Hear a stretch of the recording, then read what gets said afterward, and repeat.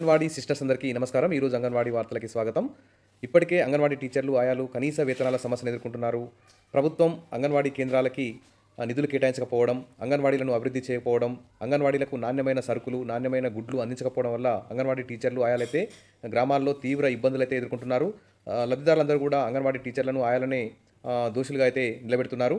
మరి ప్రభుత్వం చేసే తప్పులకి అంగన్వాడీ టీచర్లు, ఆయాలైతే వాళ్ళొక ఒత్తిడిని అయితే ఎదుర్కొంటున్నారు. కాబట్టి ఇప్పటికైనా ప్రభుత్వం నాణ్యమైన గుడ్లు సప్లై చేసే కాంట్రాక్టర్లకే గుడ్లు సప్లై కాంట్రాక్ట్ను అప్పగించాలి. నాణ్యమైన సరుకుల్ని ప్రతి 15 రోజులకోసారి అందించే విధంగా చర్యలు తీసుకోవాలి. ఇక్కడ ఒక న్యూస్ చూద్దాం. అంగన్వాడీ కేంద్రాలకు పాడైన గుడ్లు పట్టించుకోని అధికారులు. ఈ అంశం మీద అంగన్వాడీ కేంద్రాలకు ఫుడ్ సప్లై మీద అంగన్వాడీ టీచర్లు, ఆయాలు మీ యొక్క కామెంట్లు కూడా పెట్టండి.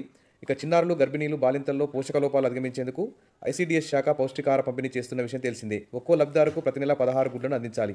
గుడ్లైతే ఇస్తున్నారు, కానీ అందులో నాణ్యత ఉండడం, సైజు సరిగా లేకపోవడం, కుళ్ళిపోయిన గుడ్లు ఇవ్వడం, ఈ విధంగా ఆరోపణలు అయితే వస్తున్నాయి. మండలంలోని వివిధ అంగన్వాడీ కేంద్రాలు, రాష్ట్రంలోని వివిధ అంగన్వాడీ కేంద్రాలకు కొన్ని చోట్ల కుళ్ళిన కోడిగుడ్లు సరఫరా చేస్తున్నారని విమర్శలు అయితే వస్తున్నాయి. ఇక మండలంలోని ఓ అంగన్వాడీ కేంద్రంలో లబ్ధిదారులకి ఇచ్చిన గుడ్డును పగలగొట్టి చూడగా కుళ్ళిపోయి గుడ్డు దుర్వాసన వచ్చింది. మరి అంగన్వాడీ కేంద్రాలకు కాంట్రాక్టర్లు సరఫరా చేస్తున్న గుడ్లు చాలా వరకు నాసిరకంగా ఉంటున్నాయని, తక్కువ ధరకు దొరికే, తక్కువ పరిమాణంలో ఉండి మురిగిపోయిన గుడ్లు సరఫరా చేస్తున్నారని తెలుస్తోంది. ఇప్పటికైనా రాష్ట్రంలోని ఐసీడీఎస్ అధికారులు చొరవ తీసుకొని అంగన్వాడీ కేంద్రాలకు అందిస్తున్న ఆహార పదార్థాలను ప్రత్యేకంగా పర్యవేక్షించి అందించాలని లబ్ధిదారులు అయితే కోరుతున్నారు. ఇక్కడ వివరణ కొరకు సిడిపిఓ శ్రీవాణిని ఫోన్లో సంప్రదించగా స్పందించలేదని ఇక్కడ తెలిసింది. ఎవరు స్పందించినా ఇది చివ్వెంల మండలం, తెలంగాణ నుంచి వచ్చింది. 2 తెలుగు రాష్ట్రాల్లోనూ ఇదే పరిస్థితి నెలకొంది. కాబట్టి తెలుగు రాష్ట్ర ప్రభుత్వాలు నాణ్యమైన సరుకులను అంగన్వాడీలకు అందించే విధంగా చర్యలు తీసుకోవాలి. అంగన్వాడీ టీచర్ల కనీస వేతనాలు అమలు చేయాలి.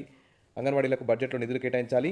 ఇక వచ్చే కేబినెట్ సమావేశంలో ఖచ్చితంగా అంగన్వాడీలకు సంబంధించి కొన్ని కీలకమైన ఆర్థిక విషయాలు పరిష్కారం చేసే విధంగా చర్యలు తీసుకుంటారని అందరూ కూడా ఆశిస్తున్నారు. ఇప్పటికే తెలంగాణ అంగన్వాడీ టీచర్లు సీఎం ఇల్లు ముట్టడించారు, తర్వాత మంత్రుల ఇల్లు ముట్టడించారు, పీసీసీ అధ్యక్షుని ఇల్లు ముట్టడించారు.